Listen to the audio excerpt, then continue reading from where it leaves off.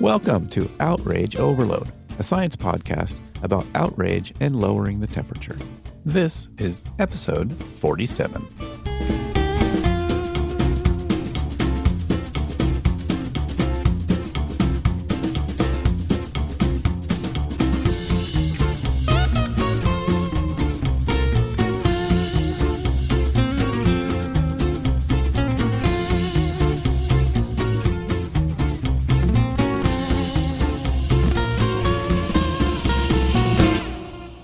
The war for your mind is on.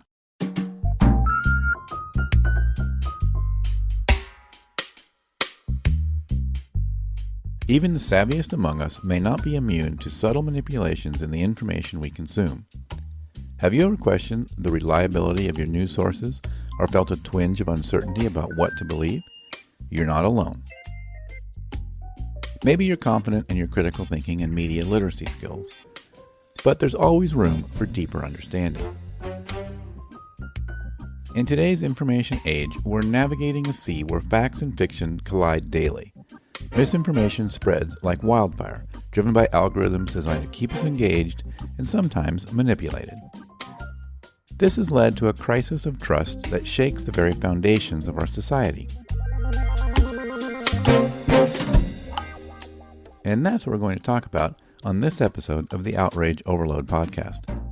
I'm your host, David Beckmeyer, and today we're joined by a media literacy expert who has written extensively on how media shapes our perceptions and challenges us to critically evaluate the information we encounter. Hi, I'm Samuel Spitali, author of How to Win the War on Truth, an illustrated guide to how mistruths are sold, why they stick, and how to reclaim reality. Spitale's insights are crucial for anyone who thinks they have a handle on media manipulation, but wants to delve deeper into understanding the subtle tactics that escape even the keenest observers. His passion for promoting media literacy and critical thinking makes him an ideal guest to help us tackle these pressing issues. In this compelling interview, we explore the intricate web of misinformation and its historical roots, uncover the psychology behind conspiracy theories, and examine how media dynamics have evolved in the digital age. Whether you're a media literacy maven or a critical thinking connoisseur, this interview promises to challenge your perspectives and inspire action. Listen in to explore the strategies for fostering a more informed and discerning public, and learn how you can make a difference in the fight against misinformation with Sam Spitali.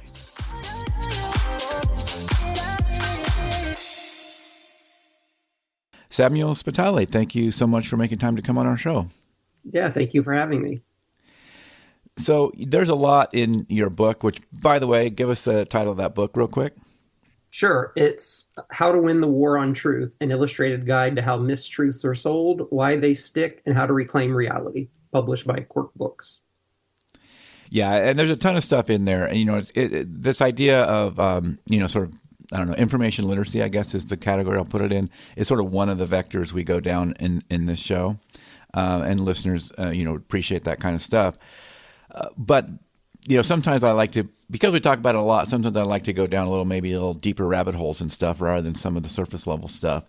And, and I will say that there's one thing that's crossed my radar recently, and I'm curious to get your take on it. And I know we didn't talk about this ahead, so hopefully it'll be okay.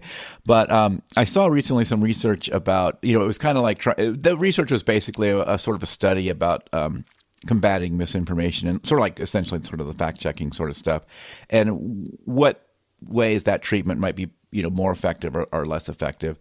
And one of the and it kind of is a little research paper. It's in Nature, and it's talking about that framing it as, I think, confirmation. So in other words, sort of making it a positive spin on, instead of saying you're wrong, this thing, the real fact is this, somehow spinning it sort of the other way. And I saw a bunch of sort of, far right sort of media, like even the sort of extreme. I'm not even talking about, I'm talking about like unconventional media, online and some of these other things that are kind of into this free speech kind of. They use the term free speech a lot, and they use censorship a lot. And they were just all over this paper, like it was the deep state, trying to convince you and trying to destroy, the truth tellers or whatever, right? And I'm curious if you sort of run into that, and it kind of takes us into this post-trust problem that, we have that we obviously kind of have a post-truth thing, but that kind of the roots of that are sort of this post-trust thing where people are confused, they don't know who to believe. So those two things seem to kind of tie in. And I don't know if you've stumbled into that, and like, what do we do with that? Like, how do you sort of work through that? In the book, I talk a lot about like black and white thinking versus complex thinking. And I feel like a lot of those reactionary, I don't know, those responses to papers like that is when, you have scientists or people trying to explain very complex topics with a lot of nuance to someone who either isn't capable of thinking that way or is just not taking the time and energy to think that way. So, you're kind of arguing shades of gray to someone who's only wanting to see this issue in black and white. And when those two ways of thinking come up against each other, if you're thinking in very simple terms and not understanding the material, then you're misinterpreting oftentimes the nuance and the complexity. And I think that's a lot of the problem with some of the reactionary responses on social media, and like so many issues that are complex and allow for nuance. They're wanting a very simple interpretation that only leads to confusion, if that makes any sense. Yeah, for sure. I mean, yeah, it's sort of human nature to always try to oversimplify these things, and that's one reason why I like to bring on the actual authors of those kinds of papers to so that a layman like me that read it and maybe says, "I think I took this out of it," but I like to actually hear from them what they're really saying. Which I guess kind of we see this term propaganda thrown around a lot, and the book talks about trying to find ways to identify and to distinguish between sort of quality journalism and propaganda. I definitely want to talk about that, but I also want to sort of frame it in a couple of ways too. That one is there's no it's a false setup to say that good journalism is the opposite of propaganda because they have different goals. Propaganda is trying to sort of infect you with this information to get you to do something or think a certain way. And good quality journalism is generally just trying to give you the facts, and then you just not trying to necessarily steer you to a conclusion, right? So it's not a level playing field in some way to pit those No, towards each not at other. all, because facts are boring, and truth can sometimes not be what we want to hear. So yeah, I think of propaganda as basically any message that's trying to sell us something, whether it's an idea or a product or a politician. Whereas information is just telling us what to think about, like this happened, this is truth. But propaganda is wanting to tell us what to think, basically, because someone's benefiting from it. And, that's the case whether it's public relations or advertising or publicity or basically everything but journalism. And so journalism is often overwhelmed by all of these other things competing for attention that are trying to sell us something there. It's no coincidence that the term propaganda comes from the church originally, way back in the day, because the church was trying to sell the public on its message because it was trying to fight Protestantism. And so the word propaganda basically means spreading the faith, not spreading truth or facts or information, but spreading things someone wants us to take on faith, because oftentimes truth or information contradicts that. Yeah, and so that's the trick, is in a lot of these media messages, identifying which ones are actually journalism or truth or information and which ones are trying to mislead us or sell us on something. And it's overwhelming at this point. Journalism's definitely outnumbered. Well, and the line's a little bit blurred as well because you sort of get these segments, MSNBC and a Fox News kind of thing, where this line of sort of journalism and propaganda is a little blurred. You also get people over abusing the term and sort of weaponizing the term, right? Anything they don't like is propaganda, and anything they like is Right. good news, right? Exactly. Right. Fake news is probably used in the reverse more these days than, it's often used to discredit real news that the user doesn't want to hear. So, yeah. Yeah. So I guess, what are some of the key indicators, to sort of show us, oh, wait, this sounds more like propaganda? Yeah, there are a few things. So, what I feel like one of the strongest questions to ask for any media message is who benefits by me believing this? If it's a political campaign ad, if it's whatever it is, and that's usually an indication that, somebody's selling you something you don't need. And then, emotion, I know you've talked about a lot in your other podcast interviews, but identifying the emotion behind a media message. And chances are, if it's a negative emotion, somebody's, trying to manipulate us.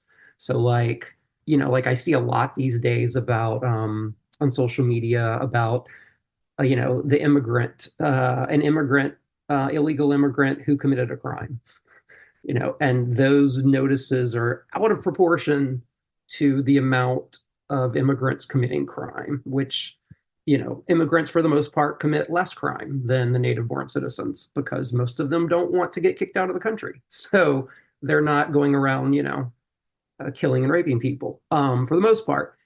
But when you look at those headlines, clearly they're trying to tap into the anti-immigrant sentiment. They're trying to tap into racism. They're trying to tap into fear. They're trying to, discredit the current administration. Because when you think of right, that headline is one immigrant committed this crime, but the thousands of other crimes committed that day were by legal citizens. So when you look at just basic probability and the data, it sells this idea that all immigrants are criminals, which is so not the case. So who's really benefiting by that headline? But just really looking at the language and what type of emotional response that headline or that message wants us to have, and if it's appealing to our negative emotions, that's what overrides critical thinking a lot of times. So the more fearful you can make us, the more outrage and hate you can stir. It kind of like short circuits our critical thinking and makes us reactionary. And it doesn't give us time to stop and think. So yeah, I always be aware of a negative emotion, especially in campaign ads and proposition ads. And, usually those negative fear and smear kind of ads are usually a sign the other person may not stand for anything. They're just standing. They're just trying to get political power by making you hate someone else. So yeah, that's probably the two biggest things. Yeah, so I don't know if you've had it much put much thought into this idea of sort of leveling the playing field that we kind of opened with a little bit about, like, it's kind of not fair in the sense that, it also comes back a little bit to the, it's sort of easier to spread or easier to come up with lots of disinformation. It's so much harder to come up with facts, right? It takes work, especially if, like you say, it's a complex situation. You want to describe this complex situation, and describing the complex situation is kind of long and boring, and and so it's like facts are on the Absolutely, yeah. That is the problem. And there's that old quote about a lie travels halfway around the world before the truth gets its shoes on, or something like that. And it's because misinformation travels so much faster, because a misinformation can be simplified. It could be a very black and white statement. It could be a slogan. It doesn't have to be a policy solution or an explanation of how, deep and complex the problem is. When you tap into those slogans, again, you're kind of circumventing critical thinking. You're trying to sell this one simple idea. And often that idea appeals to our biases. It appeals to our in-group tribalism. If we already have a prejudice toward an out-group, then when we see that, message about criminals and crime, then it just reinforces that negative opinion we have, or our prejudice. And so, yeah, it's a challenge because information is complex and requires nuance, and there are exceptions. And yeah, it's hard, and I don't know the answer for how we fix this problem. Part of the problem is because we no longer have gatekeepers. The internet has democratized the sharing of misinformation as well as information. So there are too many bad actors who profit from spreading lies and hate, to gain political power, to, sell stupid supplements, like whatever it is. And so, between regulation and accountability, yeah, those are probably the two areas where something needs to happen. It's just going to be messy on either side trying to get there. And again, because whatever you do, how will the bad actors then take advantage of that. Right. Right. Yeah. It's no right. It's always a compromise, sort of. Right. There's always some downside to whatever you're going to try. Yeah, they'll find a way. Yeah, right. Yeah, and and sort of to add to that friction is sort of the paywall and subscription issue, right? I can get the misinformation for free, but I might have to pay for the good information. Exactly. And I'm guilty of that too. If I'm looking up something or researching and I hit a paywall and it's like, all right, move on to the next source. You're right. It's really hurt journalism. Their lack of ad revenue these days. Yeah, I feel like I hear so many news items about how many thousands of journalism jobs have been lost in the last decade, how many newspapers have gone away, which is scary, especially local journalism, because that's where, usually local journalism is more trusted. And the more local journalism, the more people are engaged and cognizant of what's going on at the local level. And, the more they vote, the better turnout is, the more informed they are. And so, yes, losing so many journalists is not a good thing.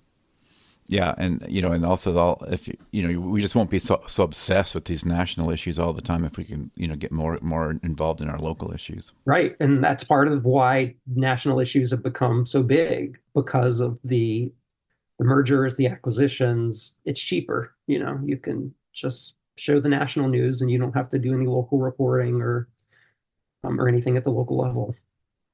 Right. Yep. So has anybody got this right? Like, are there some promising models for building a healthier, information ecosystem out there? Have you seen anything that sort of like is a good role model? Well, there are certain things we could do. Like, I think it's hysterical when big tech comes to Congress and you have all these congressmen showboating about, like trying to hold them accountable. And it's like, what are you doing? Like, you guys can hold them accountable. Like, you're the ones who wrote the Telecommunications Act of 1996, which exempted all of these tech companies from accountability when their users post hate speech online. So instead of, getting these sound bites to upload to TikTok or social media where you know, you serve them up a piece of your mind, like, well, freaking just rewrite the legislation so that they're accountable. Like, there are some things that are simple. That's not simple because Congress can't get anything done, but they could easily make the social media companies accountable for the hate speech. And then that would mean overnight, man, they would be monitoring stuff and the bullying would decrease. I think the misinformation would, I think that would help. It's not a complete solution, but there are things they could do. Whereas at the moment, the tech companies are like, well, not responsible users. That's something. So that would help accountability and, help accountability and regulation. But, I think there has to be some sort of regulation. I just don't know what that would look like. We used to have the Fairness Doctrine, which mandated equal airtime for different points of view. And its removal kind of paved the way for these partisan outlets, for these propaganda outlets that don't have to ever give you another point of view, which is one thing if you're delivering information. Technically, there may not be another point of view. It's just information or data. But when they're trying to sell you a point of view, yeah, if that's all you're getting on the radio and TV, then you're definitely living in an information silo. And that's why our realities are so different. So the media is integral to misleading people into doing things that are against their best interest. And somehow we have to figure out how to hold those networks accountable. So whether it's trying to do some type of fairness doctrine again, which I can't imagine that would even pass. Yeah, I don't know. Yeah, that kind of takes me back to the supply and demand problem a little bit, because like even when Fox was kind of having those internal dialogues in that lawsuit where you saw some of that, it's like, we can't stop doing this because our viewers are going to revolt and go to Newsmax or whatever, right? Right. Exactly. It's so they're, but it's the monster. They created a monster they can't control because it's not like the audience was, in 1996 was begging for a right-wing propaganda outlet. Like, they saw Roger Ailes. God, so much of Fox goes back to like the Nixon administration. And during the Nixon years, during the Watergate scandal, Nixon didn't think Watergate was a real problem. They just thought it was a PR problem. And one of their solutions was to counteract all of the nightly news that was painting Nixon in a bad light. Now, they were only painting Nixon in a bad light because they were reporting the facts. So basically, Nixon and the Nixon administration thought, well, they needed to basically make these PR segments or, faux news segments that shifted public opinion back in his favor. So, we're basically campaign ads disguised as news, something like that. And it didn't happen, but there was a document in the Nixon White House called A Plan for Putting the GOP on the News. And Roger Ailes had his fingerprints all over it, literally has notes on it. And so that kind of became the blueprint for Fox News. The idea was that if we can have an ideology channel to counter the liberal media, which is fact-based and reporting-based. So it was kind of designed from its start as more of a PR arm of the right, as opposed to, a message delivery system. Yeah. Well, and it just tapped into a demand there too, because folks just felt like they were being, persecuted, for lack of a better term. They're felt like there was nobody speaking for them, and now they had this voice. They felt like, and I think that there is a reality to that too. I mean, there's some perception there, and you can say they're brainwashed or whatever, but there's also a reality there that I think journalism has to face up to as well. And I know there's been a lot of talk of that over the last 8-10 years or whatever. Oh yeah, right. Right. Some of their concerns and stuff are valid. I feel like a lot of with speaking about my own friends and family, like some of the issues they have are genuine concerns, but they haven't necessarily been sold the root cause of some of those issues. And so that's the part that kind of drives me crazy, because there should be outrage at some of the politicians and the policies that have, created this inequality and dwindled the middle class and taken jobs out. But the anger needs to be directed at the right people. Do you want a free fire department to rush over and save your house? Or do you want to have to subscribe to one for $2,000, $3,000 a month? And then if you can't afford that, then just, take a chance that you're going to lose your house. Why would you privatize a fire department? Yeah, and you could argue that about a lot of things, but that aren't currently public goods, that aren't funded that way, that maybe should be, maybe including journalism, or at least maybe local journalism or some other things. Well, and that was the idea with with public radio and public TV, and there are a lot of things that should be public good that a lot of other countries have recognized, modern democracies anyway. And they enable all that commerce that creates all that wealth. Right. Because without those public roads, how would Amazon exist? And so, a lot of our, libraries are not there to make money. They're to provide resources and reference for the poor who, it doesn't, and libraries don't undercut the capitalist system of publishing. People still buy books, but it's a public good. And so, valuing these public goods and remembering why they exist, I think, is very important. Mm-hmm. Well, that'll be the action item for the listeners: is go do something to help your local library, because libraries are amazing. Yeah, more important than ever. Yep. All right. Well, Samuel Spitali, thank you so much for chatting with us today. Yeah, thank you for having me. This has been great. Appreciate all those insights.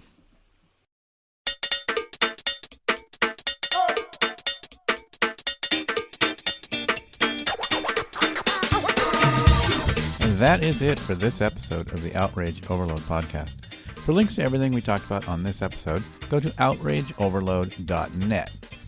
If you enjoyed this episode, if you found it interesting, please tell some friends about it. Post it to your social media. Better yet, text someone.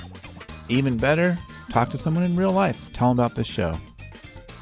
I really appreciate it. Okay, see you in a week or two.